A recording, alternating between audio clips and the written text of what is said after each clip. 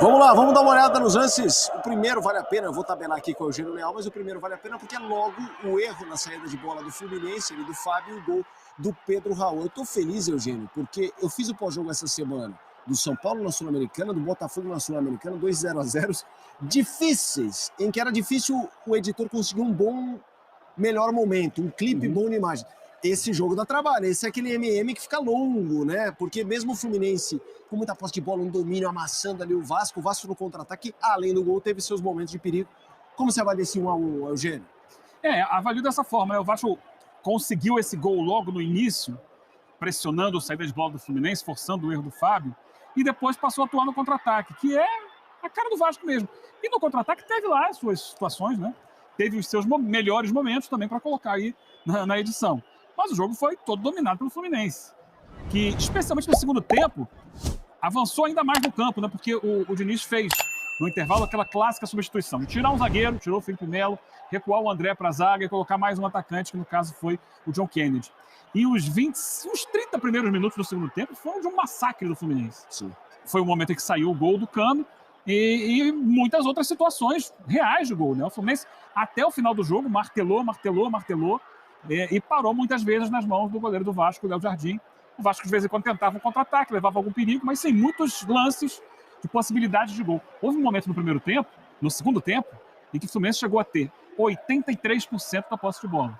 Coisa muito alta, realmente. Aí é o gol, né? É impressionante a confiança que o Cano tem para finalizar, né? Porque ele faz parecer chutes tranquilos, chutes que são difíceis. Esse chute é difícil. Ele pega de esquerda, de primeira, um lançamento longo, e aí o empate do tricolor.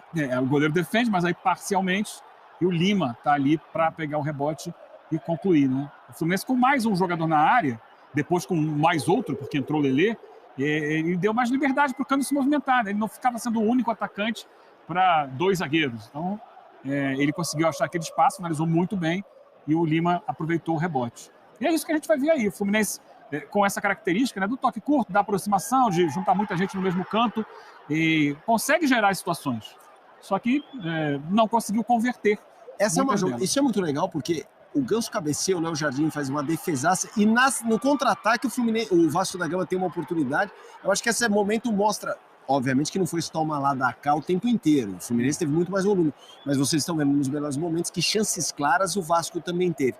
Agora, o que me chama a atenção nesse domínio do Fluminense, às vezes a gente, de posse de bola e de pressão, é que às vezes você via jogadores do Vasco com dificuldade do que fazer. Assim, o jogador meio no desespero mesmo, jogava para lateral, assim, é um sufoco daqueles difícil respirar, Eugênio. Sim, isso é muito do Fluminense, ele faz isso mesmo, quando consegue encaixar o seu jogo, e é muito do Vasco também, porque esse time do Vasco me parece estar, talvez acomodado seja a melhor palavra, não sei, mas acostumado em jogar só no contra-ataque.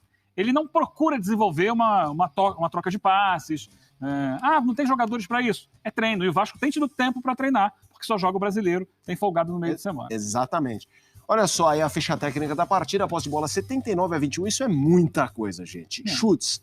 Fluminense chutou 23 vezes, 9 no alvo. O Vasco, 8 vezes, 1 no alvo. Grandes chances, 4-2. Ações na área rival, 40-8. Porcentagem de ações no ataque, quase 70% o Fluminense. O Vasco, 28,6%.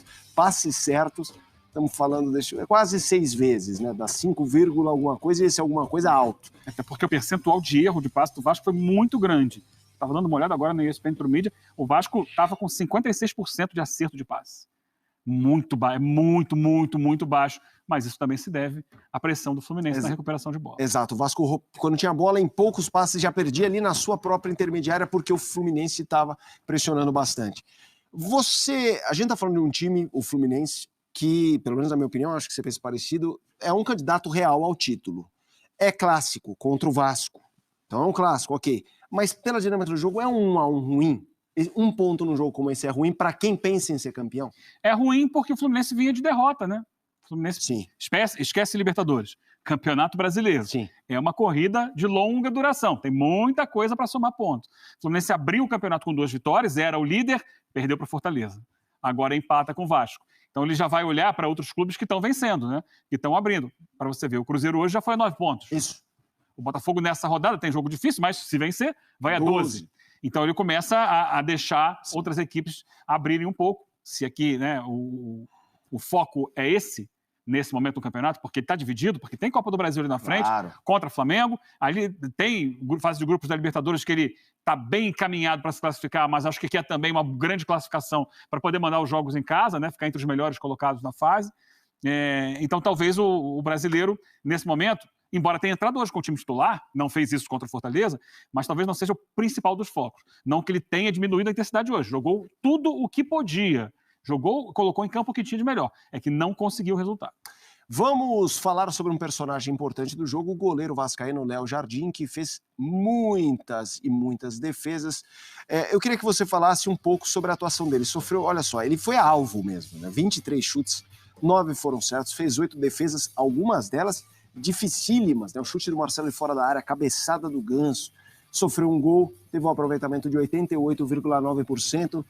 É a atuação que gera ponto. Ele hoje conseguiu um ponto, quase 3. Obviamente que os 3 não seriam só na conta dele, até porque o Vasco da Gama, ao marcar o gol, não teve a participação do Léo Jardim, mas é a defesa que é uma atuação realmente para colocar a memória no currículo para sempre, Eugênio. É uma grande atuação. É uma grande atuação. Ele tem tido grandes atuações no Vasco, né? Tem sido um goleiro muito regular, tem sido importante. Eu até imaginava quando ele chegou que seria reserva, que o titular seria o Ivan. Ele chega depois, mas chega já assumindo a condição de titular. E vamos lembrar, no Campeonato Carioca mesmo, em alguns jogos ele foi decisivo. A vitória contra o Flamengo, que o Vasco conseguiu, ele pegou muito. E hoje foi excepcional. Realmente, se a gente tiver que escolher um jogador que mais se destacou em campo, foi o Léo Jardim, o goleiro do Vasco.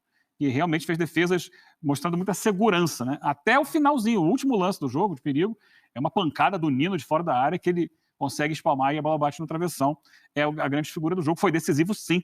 Acho que se fosse outro goleiro, era provável a vitória do Fluminense. Deixa eu fazer uma pergunta, voltando ao gancho que você falou do Fluminense sobre a prioridade, né? Eu também acho que qualquer time brasileiro tem condições, tem que focar em Libertadores. E o Fluminense, ao ter um sorteio de Copa do Brasil com o Flamengo...